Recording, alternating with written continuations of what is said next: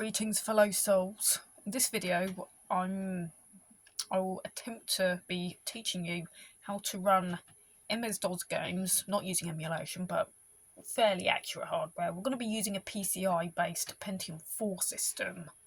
It's running Windows 98 2nd edition, and we're going to see how we can configure the games to work with Namco's neGcon controller, so we can play racing games such as Screamer and Nascar racing. I'm going to be using the original release of Papyrus software Nascar racing. This is a racing game that was released in 1994, very late 1994.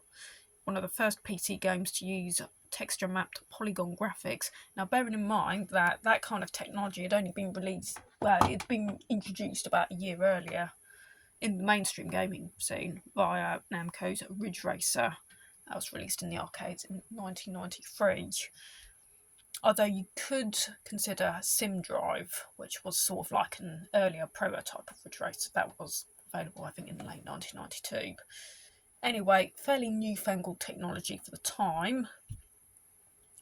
Of course, it was very demanding on the typical computers in 1994, which could range from anything from 386 DX33 all the way up to the Socket 5 Pentiums, which by that point I think had gone up to about a Pentium 90. Yeah, I think Pentium 90 was about the cutting edge you could go in 1994, October 94. Okay, so firstly, we're going to see how we can configure the neGcon to the computer. I'm going to be using a USB adapter, and it's important to bear in mind that if you use a USB adapter, a PlayStation plug to USB adapter, just get my torch on that. If you're going to use one of these, you're going to have to run the game on Windows 98 only, and you cannot restart in MS-DOS mode, because MS-DOS mode is a pure DOS mode and it doesn't recognise USB devices. As you can see, we've got it hooked up to the USB port of our computer. Yep, typical beige box. It's actually a Pentium 4 Celeron, and it's all PCI rather than ISA. But if you run your games from Windows 98 from the actual Explorer and not actually restarting in the pure DOS shell, then a lot of these newer devices should actually work with the games due to the way that Windows 98 deals with the hardware. Right, we are going to go to Start menu, Settings, Control Panel. Then we're going to go on to Gaming Options, and we have USB Joystick, USB Side 1 Precision 2. Right, we're going to go on USB Joystick. And we're going to go on to Properties. Now here, assuming that all the drivers have loaded appropriately, you'll be able to configure a 2-axis analog joystick with up to 12 buttons and a hat switch. Now if we have a look at the way that the neGcon interacts with this, buttons 1 and 2 will correspond with the vertical axes on joystick 1. Let's see if you can actually see that.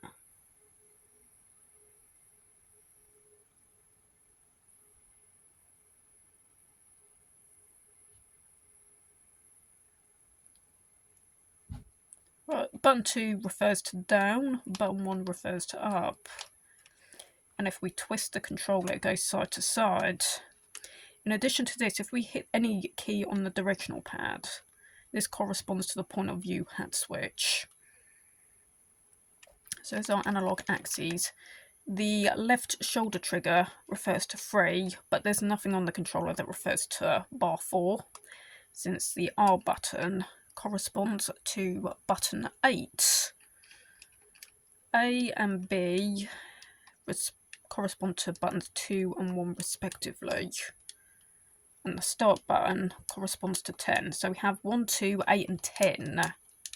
Yeah, I think it would be more convenient if it was buttons 3 and 4 rather than 8 and 10, but I can only guess that's just the way that Namco built the neGcon, since I suppose that the start button aren't exactly going to correspond with buttons triangle and square on a PS1 pad. So yeah, the start button always corresponds to 10 on any PlayStation controller. And the shoulder buttons always correspond from buttons 5 to 8 anyway, so there's not really much you can do about that. You could probably use maybe an external reconfiguration control, I don't know, maybe XMAP or something like that. But to keep this tutorial simple, we're going to avoid that and just try and go with all the software that comes out of the box on a typical Windows 98 system. And what you would, of course, expect when using a USB adapter for PlayStation controllers. Right, so with all that being said, you might want to go on the settings. You may want to calibrate your device. So you go onto Settings tab, you go and calibrate. And this takes you to a menu where you can calibrate your analog neGcon device. Right, here it says to set your controller center position, leave its handle centered and press a button on the controller. So we're just going to do that. We're going to hit the A button. Set your controller's range of motion, move its handle in complete circle several times. Right, to do a circle, you got to remember that 1 is up, 2 is down. So we're going to go up, left, let go of 1, press 2, twist in the opposite direction, up. And that's kind of how you do it in a circle, so.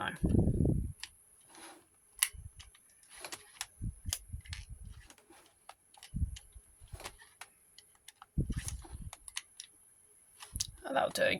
Right, and of course we hit the A button again. Confirm your controller center position, leave its handle centered and press a button again. To set the motion for axis 3, move it all the way up and down. Right, so that's all the way up, that's down, up, down, up, down. Press the A button. There's actually no axis 4 on this. There really isn't, so we're just going to press a button on that, be it the A or the shoulder key, and of course we're going to adjust the point of hat view. Press up, hit enter on your PC keyboard, this direction, down, and that's it. You just click finish at this point. Apply these settings, and there you go. That's your controller ready to play any game that you might want to play. Right. When it comes to running MS-DOS within the Windows 98 shell, some games have a tendency, even if you run them from the shell, they have a tendency to automatically restart the computer from MS-DOS mode. So what you need to do, you need to disable this, because if they run in pure DOS, you're not going to be able to use your gamepad, and probably your sound card as well, on non-ISA systems. So we're going to locate the directory of our game, Nascar. Right, you can see that I've got several program information files, and they can contain the configuration data, program settings for the game. We have the Nascar and the setup utilities. Now, if we go on, right, we've got the Nascar there, that's the program information file. We want to find the actual program executable itself. There we go, nascar.exe. We're going to hit the right mouse button. We're going to go into properties. Right, when you're on the general tab, go onto the program tab and go into the advanced settings. And what you need to do, you got suggest MS-DOS mode as necessary and MS-DOS mode. Now by default, I found that this game had this ticked. So what you need to do, you need to have this unticked. And the suggest MS-DOS mode is unnecessary. You want that unticked as well. But I don't know if the last tick box at the top, prevent MS-DOS based programming from detecting Windows. Now that, I'm not sure if that will have any effect, but I would suggest leaving it ticked, because I'm not absolutely sure if that would actually cause the system to possibly reboot into pure DOS. Not sure, but anyway, leave the top one ticked, leave the lower 2 unticked, hit OK, and there we go. Right, hit OK. Additionally, you might also want to go into setup as well. You might want to configure your sound card manually. I'm using Sound Blaster Live 5.1. SB0100 model, to be exact. to use it, SB0100. I've found that under Windows 98 this card doesn't work very well the game. The digital sound works, and the OPL chip works with MIDI, but if you try and use the Sound Blaster V2, it usually doesn't. So I'm just going to have to set that to OPL chip, because that's the only thing that actually works. If I select SB2, it just causes the whole thing to hang. So yeah, that sucks, but there you go. Okay, so we're going to exit that, and now we're going to hit Nascar.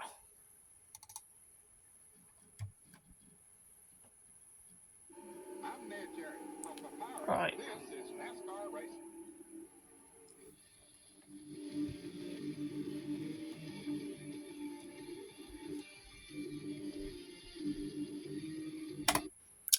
Right.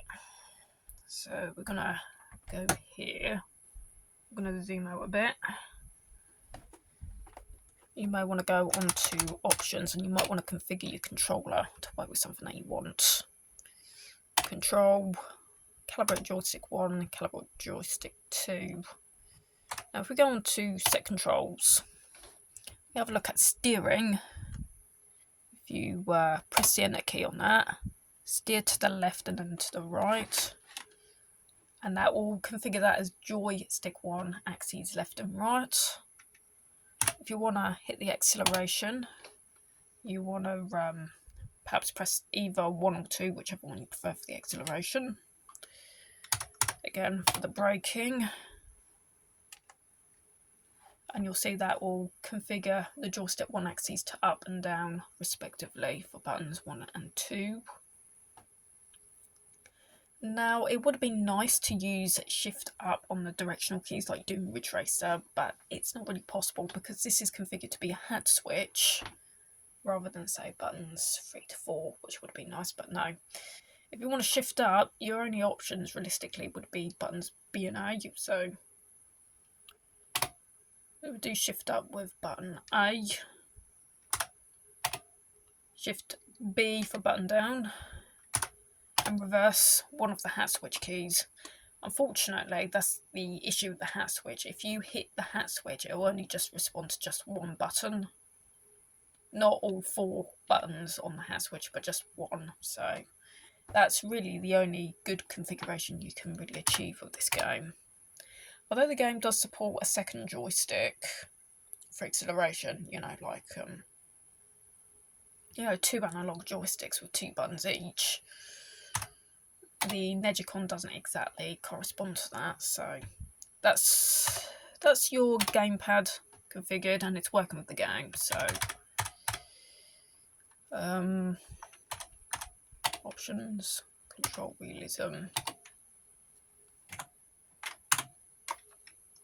driving aids, manual shifting, manual braking, done. Be warned, I'm not very good at playing this particular game.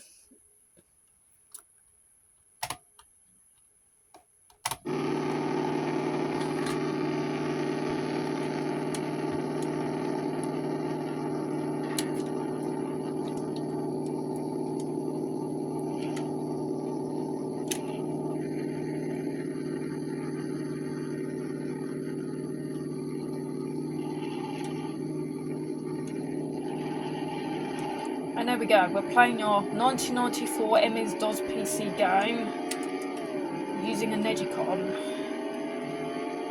And the analog control is very smooth. Just blown my engine. Virtually my fault anyway. As I say, I'm kind of crap at this game anyway. So it's no surprise that I've just gone and done that. Should have turned the realism off, I think, because I've not really practiced this game all that much. Go back to the options. You can make this game as real or as arcade as you might want. So we're just going to turn car damage off.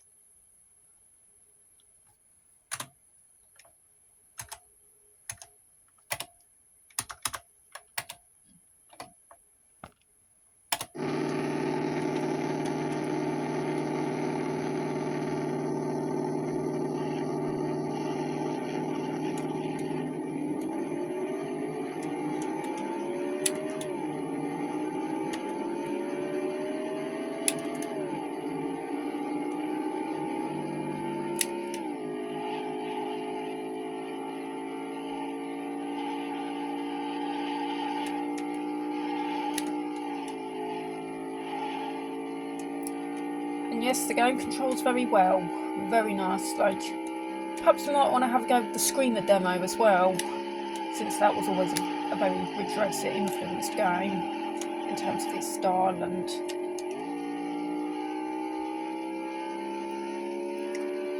overall makings.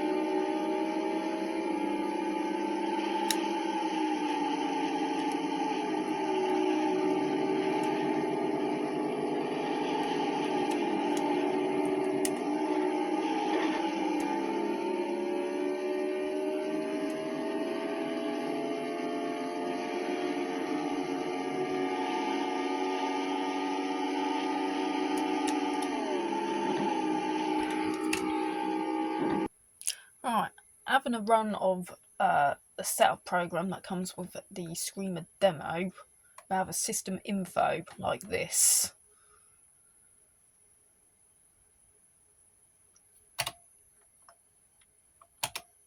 Okay, this is only the demo because I don't have the full CD-ROM version of this game yet.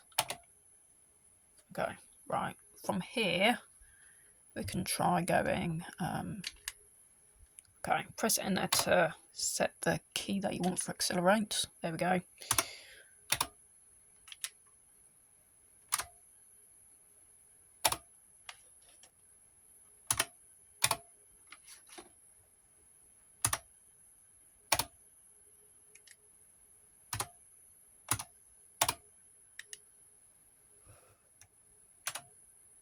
Right, here we're given a calibration screen as well.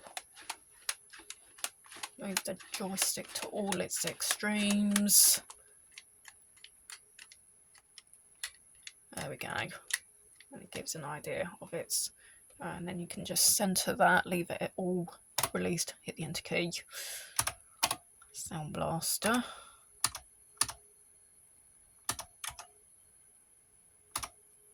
Trying to auto detect that, no. Okay, Sound Blaster 16 mono.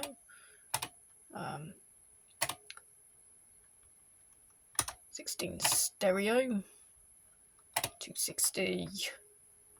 DMA's 3. LQ7. Escape. And escape. Yes.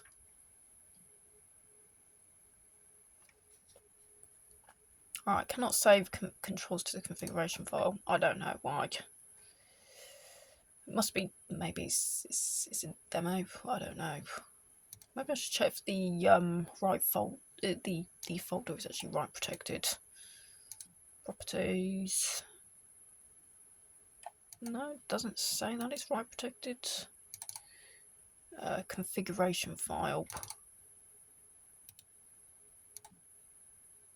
Ah, it's been set to read only. That doesn't help. Right, you might want to... I don't know why it's like that. I just downloaded this archive for the demo, so I don't know why it was all set like that.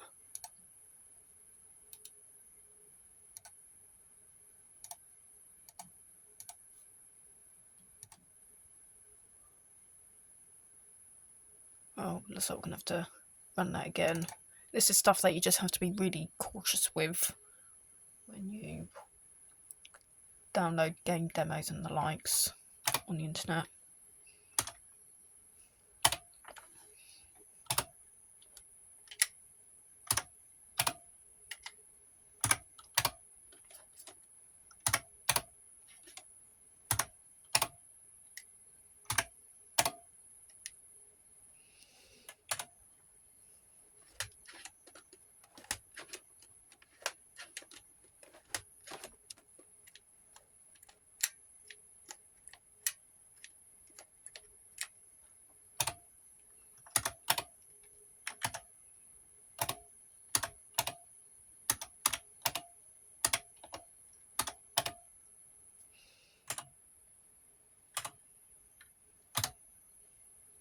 That worked better. Okay, let's see if we're ready to run Screamer. Alright, here goes nothing. Expect this to crash, guys.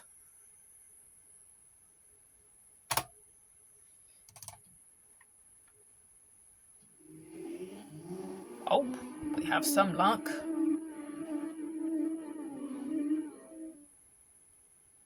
Maybe it's a bit disorientating. Not sure if that was displayed correctly or not.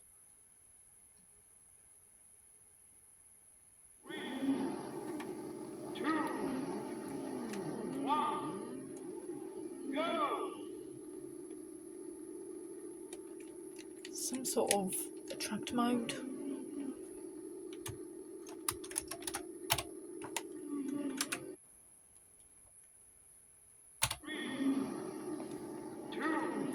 I haven't got a clue what's going on here, but this game does not look right.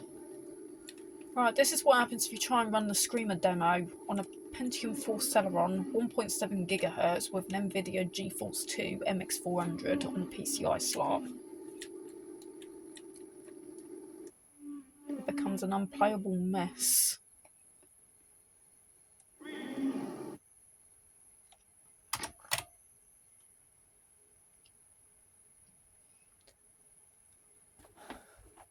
Oh well, I think Screamer is a game that I'm going to have to try out another day.